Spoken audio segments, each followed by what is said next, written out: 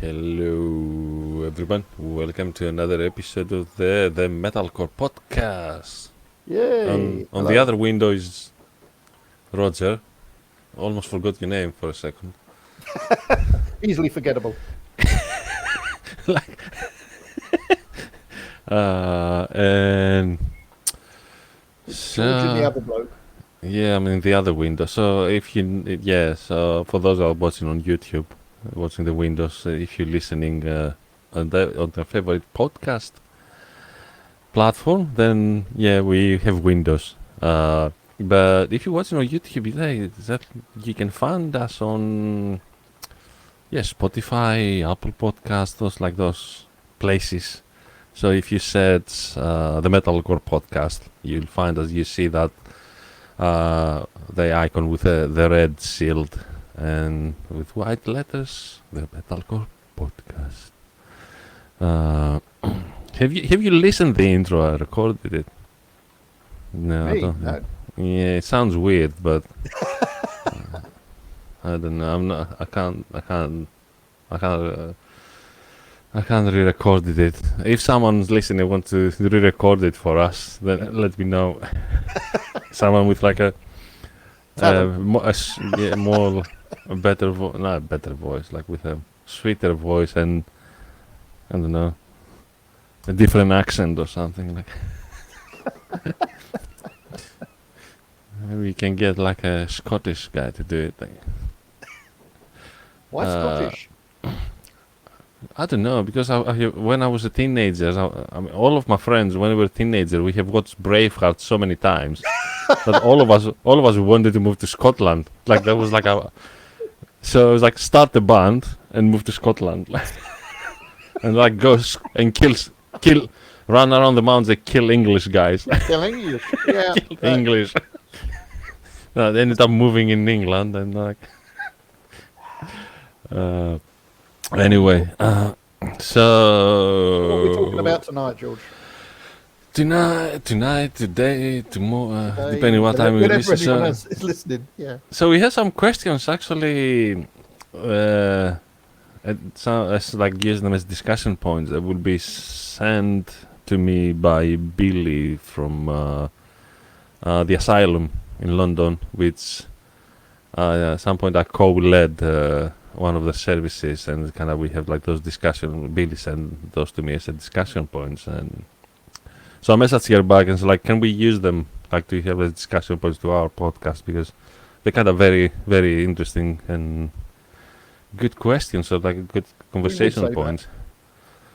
I said all this with one breath, and I just had dinner, and it's like kind of. To catch my breath. I suspect the listening figures will show whether they're actually interesting or not. Yeah, no, they will. They do whatever we tell them. They're interesting. This is Believe us, we are believe interesting. us. Yeah, this is the Lord is saying. This is what God is saying. I remember that was like being a Pentecostal church for so many years.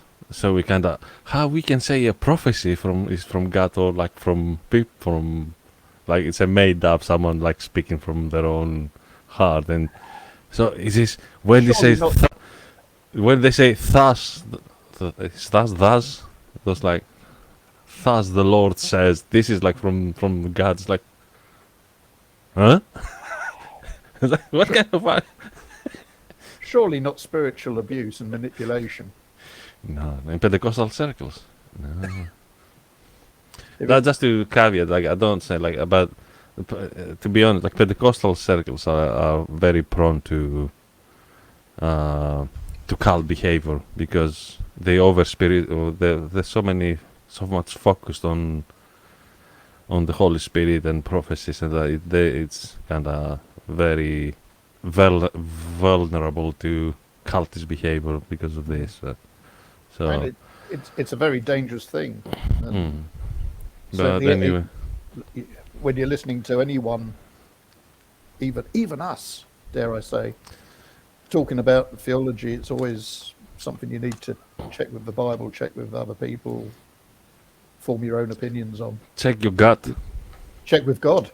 Well, not Indeed. God, your gut. Oh, your gut and God. Yeah, Yeah. yeah, and God. No, because I But yeah, mean, check your never gut. trust one source. Check your gut, like GUT. Is Yeah. you can say it's a Holy Spirit feeling, because it's like your gut feeling is like, it's not by accident, like an expression, isn't it? Like you can say, like, the gut spirit kind of warns you by send you negative feelings to your guts, and like something's not right here. Like, Yeah. and There are always some always things you trust your know, gut. you know deep inside yourself that, well, that's not what God would say. You know. Yeah, I mean, a few Uh, years ago I did a training, um, how to escape aggressive situations. mm, It was within the Salvation Army. It was about, like, if someone attacks you, for instance, within where you're sure. working. And the training was run by ex-Green U.S. Green Beret. Wow. Uh, and he was telling us the part of the training was to go to the jungle, to, I think it was in the Philippines, Hmm. or where they went to the jungle anyway, like, and they were training with the locals.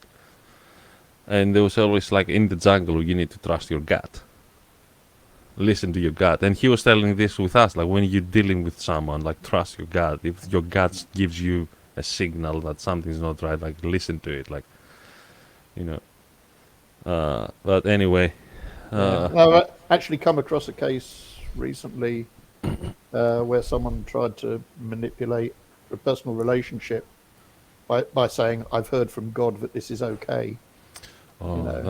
that's the Yeah. worst. And Yeah. So be I've seen, careful, because people will say stuff. I've seen lives Because getting destroyed with that, like yeah, married. it worked out in the end. It was fine. But uh, largely because the person involved took some advice.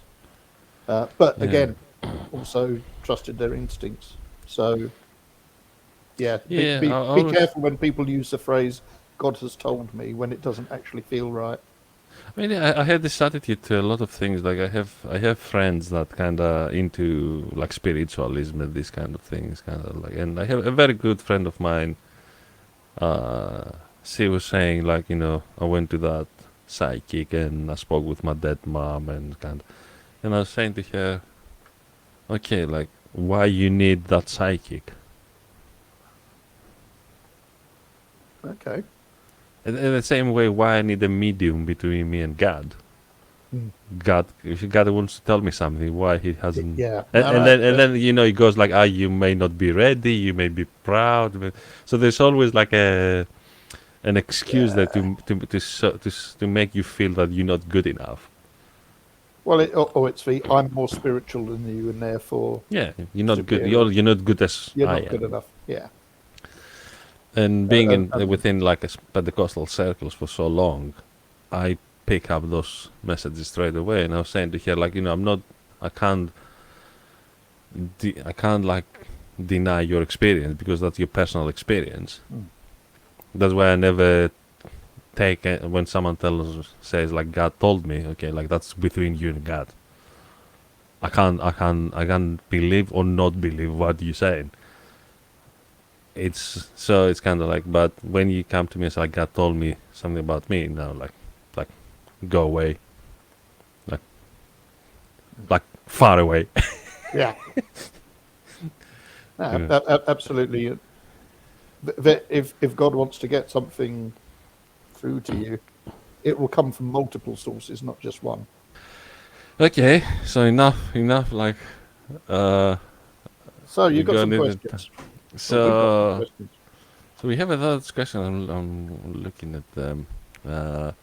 So should we go? Uh, And so we're gonna go a bit. I guess it's worth saying all the questions are about the relationship between metal, heavy metal, Yeah, and yeah. Christianity. So that was one of the things we were talking about, yeah, isn't it? Like we said, like, for quite a while we kind of talking about different subjects, and we haven't talked for a while about metal. We haven't talked about metal directly, because my my opinion, my view, theology, however you want to call it, is that whenever we're dealing with a difficult question, metal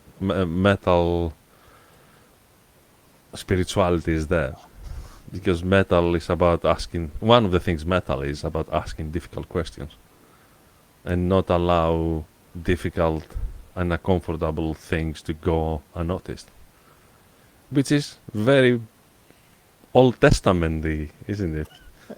Yeah, You have that's those making a lot of noise, you know. those weird prophets, like what God said to the prophet, go and sleep 30 days from that side, and then sleep on the other side. It's like, why I'm doing this? Like, yeah. So yeah, in the Old Testament prophet, God was asking prophets to do some really bizarre stuff. Nothing creepy, but like very like weird stuff. Like, anyway, so So I guess yeah, I mean, the part of the reason we're doing what we do as a metal church is because the metal community tend to take a dim view of church, and the church quite often takes a dim view of the metal community. yeah. But Is for that me, is that justified? You know? but for me, it's also the way I see things, because I see a lot, many times is more, okay, I'm a Christian and I like metal, so I need Christian metal to carry on listening to metal. So it's kind of like metal is kind of becomes Christianized, with, but this way loses. I'm not saying like anything against like Christian metal bands. Like I listen to a lot of them and I quite love them. But I think when you remain only to that, you're missing a big part of what metal is, and you get it if you immerse both. So from the mainstream metal, you don't get that prophetic message of, and those challenges, because for me, even when we're talking to for satanic black metal, there is something to learn from that. Mm-hmm. Not like from the lyrics. I didn't understand why like Satan worship. It's most like, for me, it goes, okay, what made those people writing those lyrics? I was going to say that the thing you learn from lyrics like that is what a bad experience these people must have had of church. Yeah, what led them to write those lyrics? Yeah, I mean, there's a shock cult value to that also. Like some of the writing to create for a shock value, but deep down there is an aversion of religion. And my question is, what caused this aversion? Why you hate religion so much? And it's not. I'm not asking this question in a judgmental way. In like honest question, what made you like? I'm really like, I would really like to know what makes you hate religion so much. And to be fair, I'm not sure I like religion. yeah, the Jesus or like Christianity. But I mean, for them, the thing, though, there is a difference, isn't there? There's the church and religion, and then there's the teaching of the gospel and the life of Jesus and the belief in Jesus. And sometimes the church has done a lousy job of actually presenting that faith. And a lot of bad things have been done in the name of church. And that's religion rather than faith in Jesus. Yeah. And faith in God. And I can, you hear stories of abuse, and you hear stories of bigotry, and you hear stories of the Crusades and all the rest of it. I mean, especially the now recently what's going on with the Hillsong is ridiculous, isn't it? Well, yet another example, but it's. I mean, I was watching some tweets of Brian Houston. Brian Houston is like the global. This is actually his title, global pastor.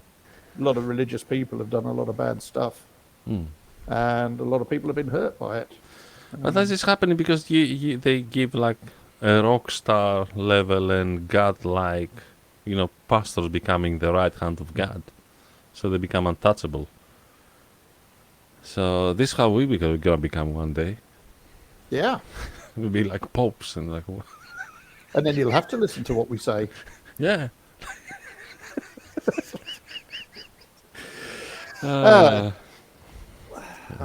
When I've got my first Learjet, I'll be fine.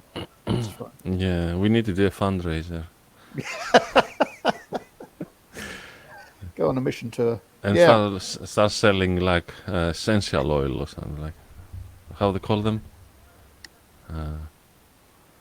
Oh, I don't know. Indulgences. No, they call them essential oils. Those, like, Oh, essential. Yeah. yeah, start an MLM with selling essential oils in churches. So Bits of a true cross. All of that. that's more Eastern Orthodox thing. Apparently, there's going to be a bit of a true cross built into the cross that will lead King Charles down the aisle for his coronation, or did, if you're watching this after May the 6th. But they King Charles III. Charles III, yeah, So what's it gonna the be? king. A new cross has been made, I think. I think it was a cross. Are they gonna crucify him? And they're going to process through Westminster Abbey. Are they gonna crucify anyone? And in the middle of this cross, the Pope, or the Roman Catholic Church, has donated a sliver of the true cross, which is built into the jewellery and decoration on the cross. Yeah. Don't go. Yeah. Don't go there. Because we all want symbols of the ultimate sacrifice of Jesus represented in gold and jewels and alleged bits of 2,000-year-old timber, I guess. Yeah. But anyway, it Yeah. will be very moving and spiritual, I'm sure. I don't know. I'll probably. When is it? It's next Saturday, isn't it? Next Saturday, yeah. Saturday week, isn't it? Or last Saturday, Yeah. if you're watching this in 2 weeks' time. Yeah. It was. What's the date? May the 6th. May the 6th. Okay. Um, They should have made it May the 4th, like Star Wars Day. Star Wars Day, yeah. They should like the coronation to be May the 4th.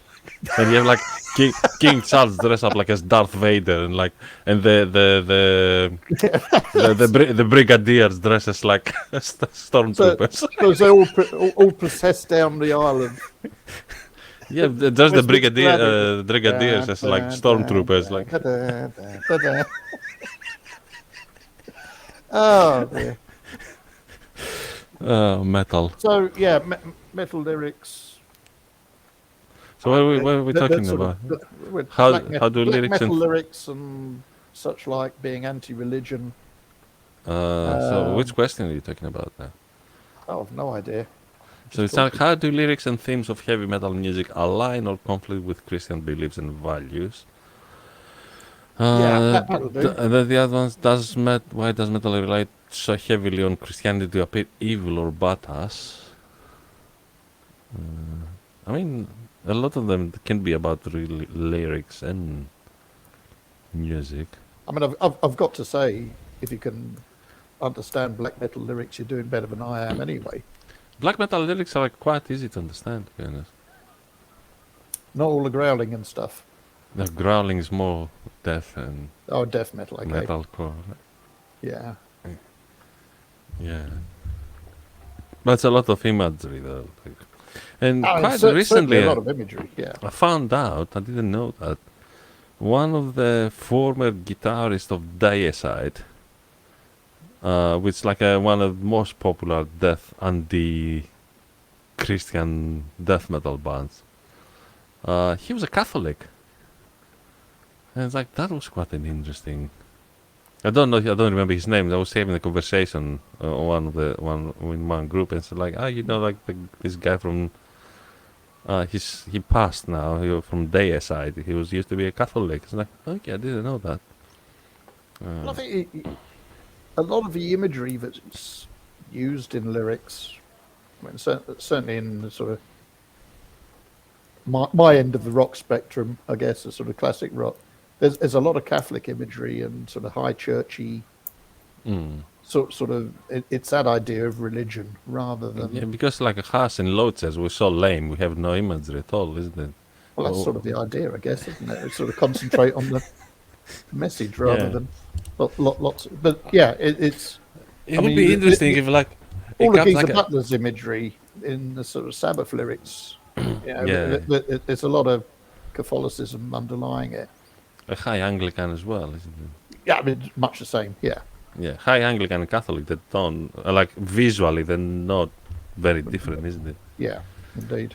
Yeah, but I was thinking like it would be very interesting if someone like becomes like an anti-Salvation Army metal band. It's like having, like, I don't know, like those uniforms and create like a weird thing of uniforms and flags. Sounds like William- Rammstein. they do that all the time. Yeah, Although I think they've got another target in mind. But yeah, I think yeah, they're not Uniforms is like- anti-Rammsteins. Yeah. yeah, I guess for an organisation like the Salvation Army, I mean, it doesn't seem to engender the same hatred.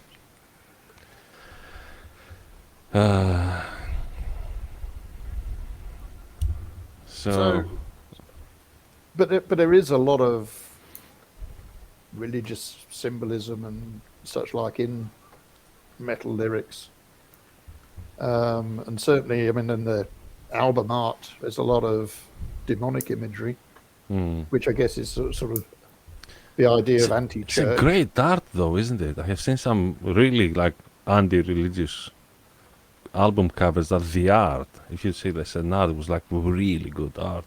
So whoever like put that together was like, you know, a true artist. Oh, there's some great artists. Yeah, absolutely. But it's interesting that sort of as a music, I mean, basically it's just a popular music genre. It has picked up that sort of anti-religious, anti-Christian image, which is why, you know, going back to the original thing we were saying about, you know, why we need a metal church. You know, the whole rejection of anyone who looks like they're into metal as soon as they walk into a church. And there's this association that, you know, anyone who likes metal worships demons and hates Christians and burns babies and I don't know, whatever. I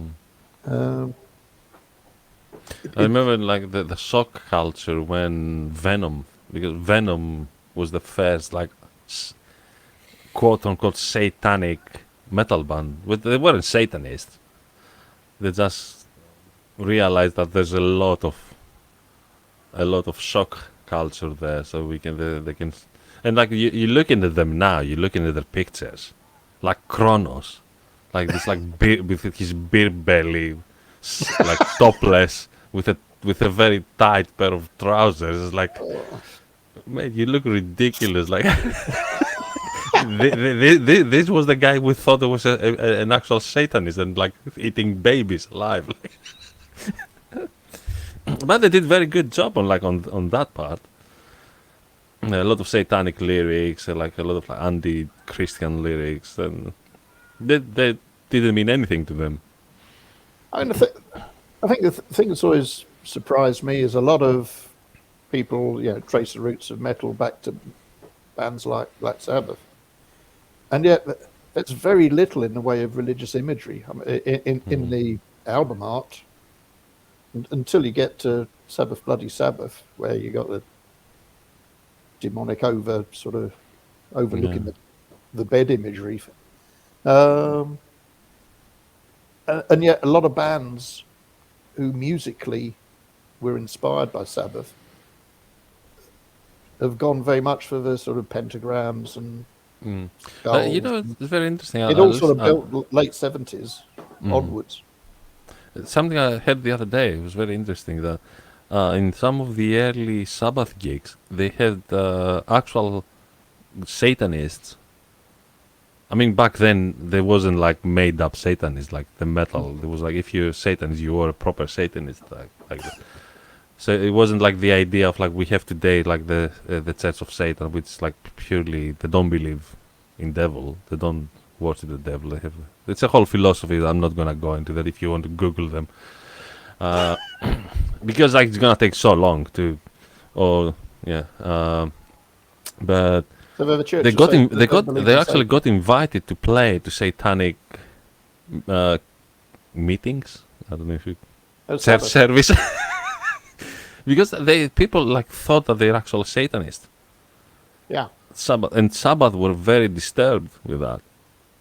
Well, I mean, it's very noticeable the big crosses they wear. I And mean, Tony Iommi and Geezer Butler were wearing like they're wearing crosses like the size yeah. of their chest, like that you didn't get the hint that a Christian actually. Well, I mean, still can't get over the fact that Stryper have covered 2 Sabbath songs. I mean, it's Really. yeah. It Lord was of this World, I think. And, a few months ago. How's his name? Suffer, the singer. He posted on his Instagram a photo with King Diamond okay. on a gig. So King Diamond was on full gear, and they're actually the friends. They're very good friends. And it was a bit like within like the Christian metal cycles. It was like all of the like I'm really worried about him. Like they got like it's like why? So it's like you know King Diamond. He has a lot of like satanic, mostly a merciful Yeah. fate. I was going to say, yeah, lots of makeup with inverted crosses and stuff in Mm. there. As King Diamond, it was mostly like horror themes, but as Merciful Fate, his other band, that was like a very satanic and occult and this kind of thing. But he's not the Satanist.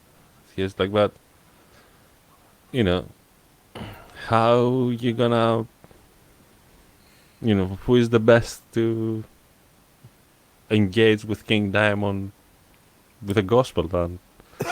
Schaefer, isn't it? Like, yeah. So Stryper, just for the record, have covered After Forever and Heaven and Hell. Okay, Heaven Helps, and it's yeah. So interesting. Whole new conversation about the quality of covers. But Yeah, I mean, I think a few like newer Christian bands they start like openly Christian bands they kind of start covering mainstream song. I think Red covered. I mean, that was really weird. Roots, Bloody Roots from Sepultura. And I mean, SLA Dying, they covered Judas Priest and Slayer. Yeah, they were very good covers. Yeah. yeah, but then that comes back. I mean, what you were saying about King Diamond. A lot of its imagery in the album covers, it's designed to shock. It sells to a primary audience of kids because it'll upset the parents. That's why the kids want to buy it. Especially teenagers, yeah. Yeah, I mean, it's. I guess the genre's matured and it's kept some of the imagery, but sort of back in the day, it was rock and roll was deemed a sort of teenager thing, and therefore the marketing. Let's upset the parents, kids. But if you think about it, all the musicians they were like early 20s. Yeah, but a lot of them they were image, coming from broken families, really. But it's like the musicians don't always get a say in what goes out in the publicity and the album art either. It all comes from the record producers and the man. What's going to sell this record? Yeah. But I don't think like they kind of like felt bad about it. So it's like publicity. At the end of the day, they want to make a living, don't they? I mean, yeah. They get a bigger advance if they toe the line. Yeah. But I mean, yeah, that's a cynical view, I guess. But I don't know. I mean, it's not on our list of questions, but I wonder if it's after what 30, 40 years of metal demonic imagery, is it getting a little bit cliched? Maybe. Yeah. You know, I keep on seeing sort of, I don't know, adverts for gigs with new bands, and they've all got Gothic style logos which you can barely read because they've made them so ornate, and they've all got inverted crosses and pentagrams and Now it's kind of pictures of become. demons, and it's just I another one. don't think. Yeah. Be original, guys. You know. I don't. I think nowadays. I mean, I'm not. I don't know if I'm correct with that, but I think it became part of the imagery, and I don't think it makes a lot of like, because like during the 70s, 80s, and maybe 90s and mid 70s, like the evangelical Christians, especially in America and the UK, they were like really, like actively hostile Yeah. to the rock and roll, and like rock and Oh. roll and like following like metal. So it was they were fueling the fire of like Absolutely. let's offend Christians basically because they pain in the ass. Christian baiting. It's great. Yeah. I mean, Well, and now I think it's like it's not difficult to offend people who burn Beatles records, is it? I mean, you know, yeah. if you can I mean, find if you get offence in offended by John Lennon- Beatles, like Yeah. or like Elvis, like I remember there was like they used to when they were broadcasting his gigs, they used to put the camera from his waist up because he was like he was Wiggling. shaking like. I mean, you know how Elvis was dancing. Elvis the pelvis, they used to call him. Okay. So yeah, so it's like so that all this like Puritan culture was a very hypocritical, isn't it? Like Oh yeah, if you see it even now, in the States, like the biggest consumption of porn is within the Bible Belt. So they call it the Bible Belt, it's sort of the porn belt. Yeah, the most porn downloaded is within the Bible Belt in America. So that's the Wow. South, for whoever doesn't Yeah. know. It's like the Texas and those like when you see like those like really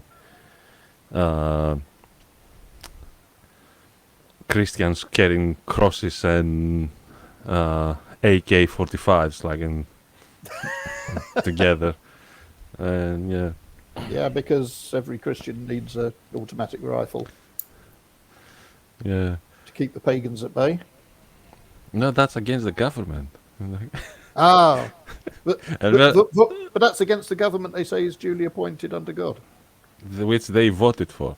which they voted for. And Or I remember other people have voted. I don't know. someone was saying like, if you need guns to defend yourself from your government, then maybe you should start making better choices.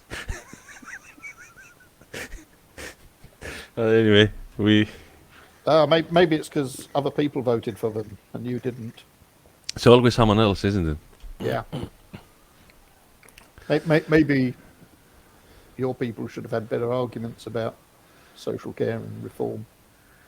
Yeah.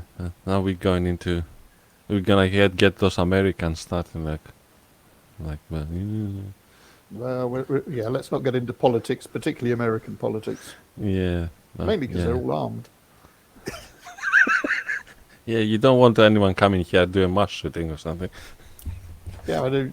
Don't mind upsetting English politicians. They'll just talk you to death. They will write a strongly worded letter. An article in the Times, young man. Guardian, not the Times. Oh, the Guardian. Yeah, Depends no. which way you lean. Yeah, I mean, if you're leftist, you go the Guardian. If you're right, you go to the Times. Yeah. The Daily Mail. A Daily Mail, you go if your IQ is like below 50 or something. Yeah, let's see who else we can alienate who's listening. It's like nearly brain dead people. I mean, I have no problem alienating Daily Mail readers. No, fair point. Yeah. Actually. Unless you want to repent and like. I'm sure somewhere there is a church for you.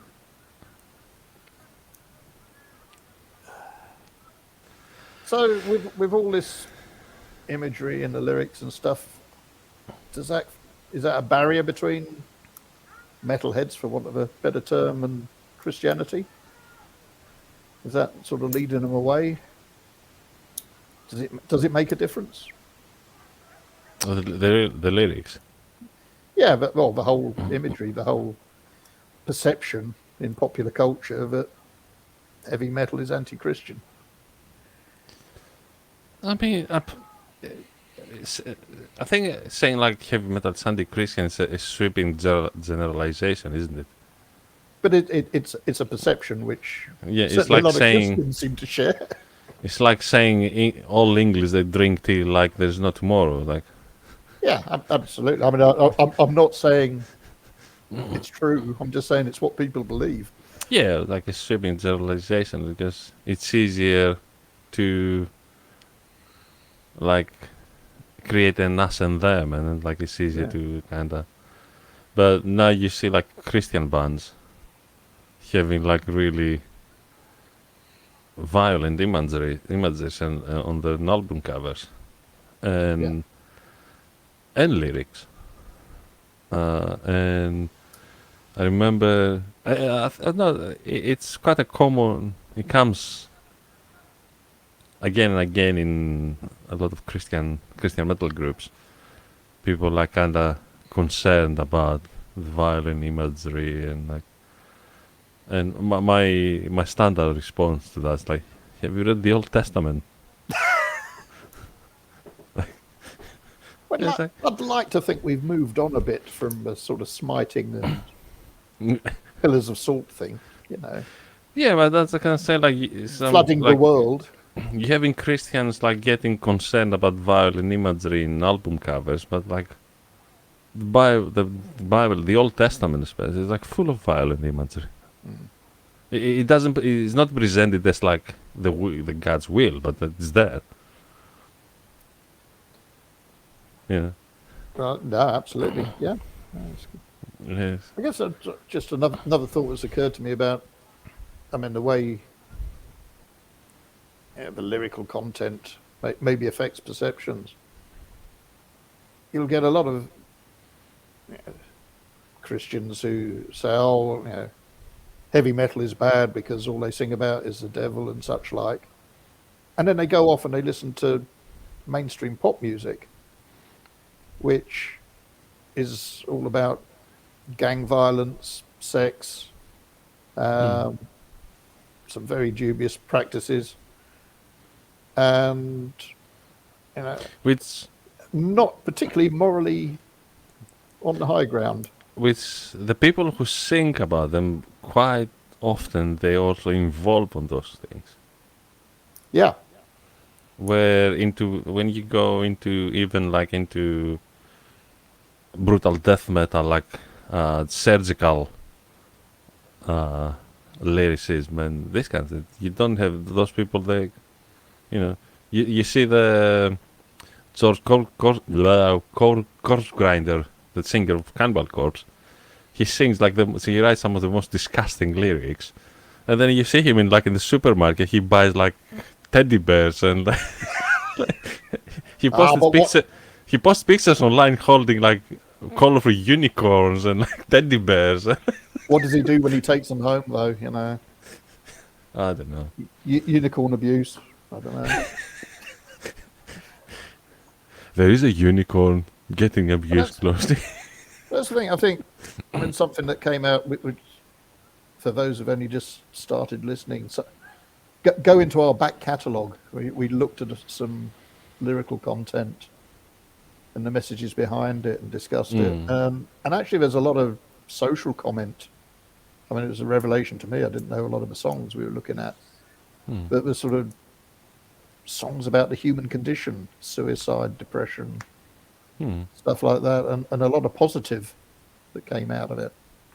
I mean, that's what I was saying earlier, that if you stuck only on the Christian metal, and like Christian metal, like within inverted commas, I don't like the music doesn't have religion. There's no, for me, there's no such thing as a Christian metal.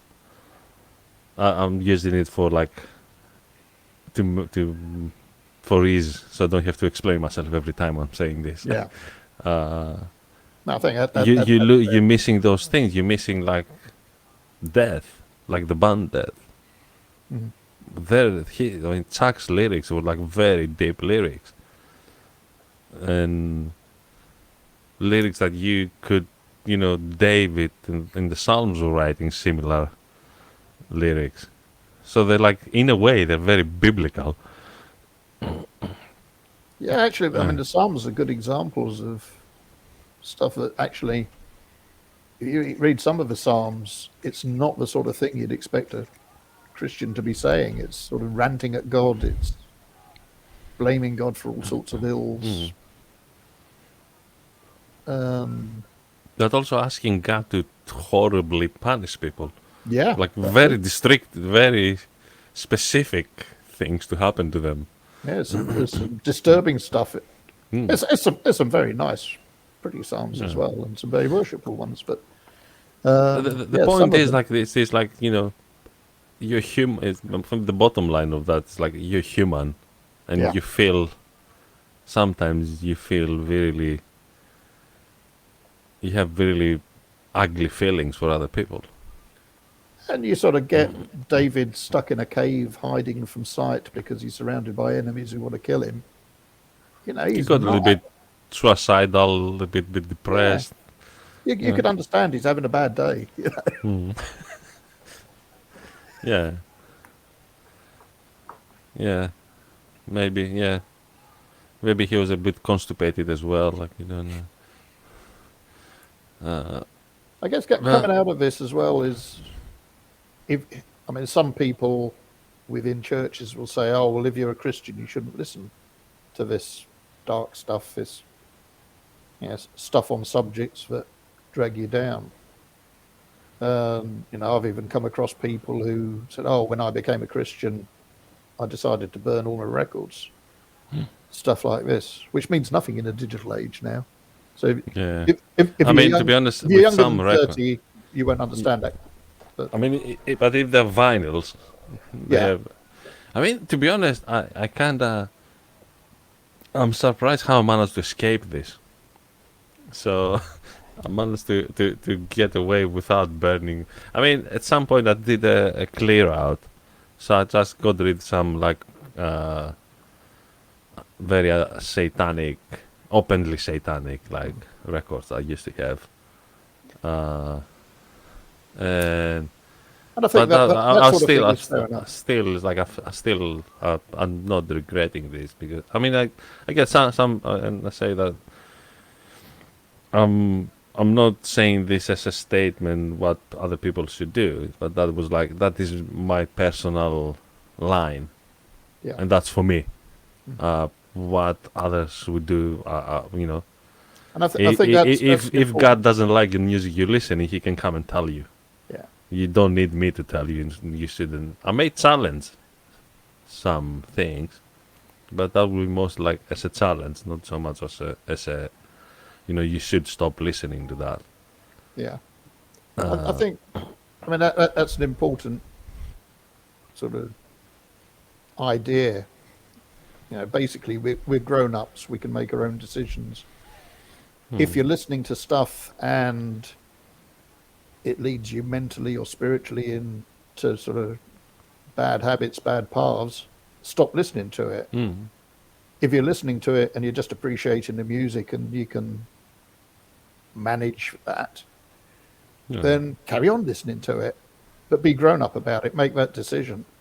And yeah, I mean, I'd agree. Stuff that's overtly satanic isn't going to be helpful when you're a Christian and you want to worship God. I mean, Well, some people like. but I think it was Steve Spickman was saying to me. I'm not sure it was Steve when when I was interviewing him.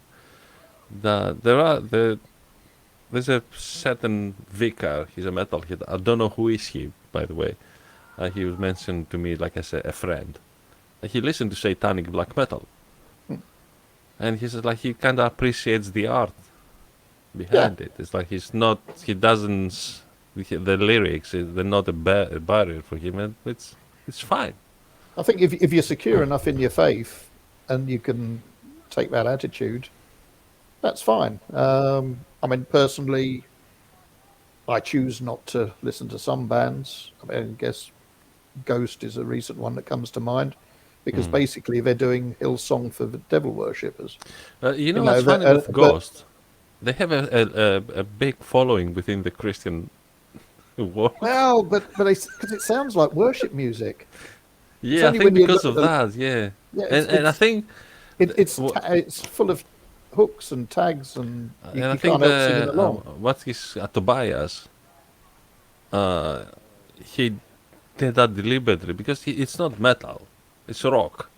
But he went like It's not even rock. A lot of it. he went fully satanic, so he can get into the metal scene, and then like Yeah, it's their music is good. I mean, I have listened to some of the songs. They are very mu- good music, but it's not my cup of tea as a music anyway. But I appreciate what the music they play. It's good for the music they play. So yeah. that's my it's an appreciation of. But Musically, I would I never can't listen fault. to that kind of music. I don't like it as my personal taste. Yeah, I mean, musically, I could very easily enjoy Ghost. I mean, yeah, they're very good at what they do, and it's very catchy and such like. But I find the lyrics are deliberately worshipful of Satan, and therefore there are plenty of other bands around that I can listen to, and I choose not to listen to Ghost. But does it bother me if it gets played on the radio? Not overly. It'd be nice to have some balance from a radio station and maybe play a few more Christian bands, but uh, I mean, at the end if of the you day, like, it's just music. I mean, to be honest, if you are like during the early 2000s when metalcore was at the peak, literally every metalcore band in the charts was a Christian. Okay. So it was like pretty much the metalcore scene was dominated by Christians. Mm. Uh, so if you're around in that kind of radio station, probably we're listening to Christian bands like all day long. Well, I mean, sort of listening to Planet Rock, they've I don't know, I don't listen to only radio just got because over the 70s and 80s. So yeah, I don't listen to radio because like I, I I can listen to the same song so many times in one day. I think you have to pick and choose your radio station. Yeah. To be fair, they don't tend to work on the same sort of playlist system. But But going yeah, to I the mean, lyrics, you like the sort of heavier end of the spectrum, which doesn't get a lot of airplay. So that's but fine. with the lyrics, it's kind of I was a couple of days ago. I was in I was part of the online meeting of the asylum in London. They're doing it over Zoom, and so one of the guys was saying like since I became a Christian, I don't, and he's on a band. I don't listen to any non-Christian music. This is like a relatively new believer. Okay, like that's fine. Like if you think like that, here's like I would love to listen to Slipknot, but then like I know if like after a few minutes I'll start singing the lyrics, and like I don't see any problem with that for me. For But me, it's not a it's that problem. personal choice. Yeah. Yeah, I don't mind like I don't get offended with swearing or when people get swear like I mean I'm an electrician, so it's like kind of we're allowed to have a potty mouth. It's like it's in the Bible. Especially when you So forget to switch it off at so mains. prophets and tradesmen, they're allowed to be potty mouth. Special dispensation. Yeah, because it's like it's a special arrangement because it's part of the deal. Fair You go enough. in the building, yeah. Yeah, I don't mind it. I mean, if I was having problem with people swearing, I had to change like what I do for a living. I think you Like, just have to lock yourself away. I mean, everyone does it. yeah. No, I mean when you work on a building site, Yeah. it's like, yeah, it's like you learn a new swear word every day. But But then the choice there is not to join in, isn't it? But No, I mean, it's like, that's what I'm saying, like, there's no if point you get offended, then it's kind of, yeah. but I don't, like, I don't care. Like, I mean, I found that annoying when people, like, swearing far too much. Mm. Because, like, why Well, why every three words it need to be an F word? It's like, kind of, like, well, it's a lack of ability to string a sentence normally, isn't it? yeah, basically, I think it comes to that because, like, can you not, like, using any other words? Like, you have 7,500 Greek words in the English language. Like, use them.